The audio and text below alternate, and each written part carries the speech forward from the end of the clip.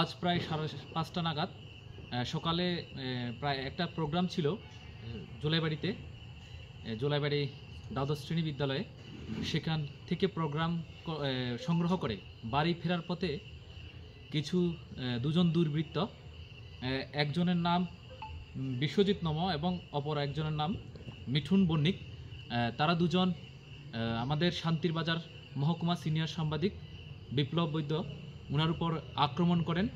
তো সেই ঘটনা নিয়ে আমরা এখন বাইখরা থানাতে এসেছি। বাইখরা থানাতে আমরা একটা মামলা করেছি দুজনের বিরুদ্ধে এবং দ্রুত তাদেরকে গ্রেপ্তার করার জন্য দাবি তুলছি। যদি তাদেরকে দ্রুত গ্রেপ্তার করা না হয় তাহলে কিন্তু আমরা বৃহত্তর আন্দোলনও গড়ে তুলতে পারি।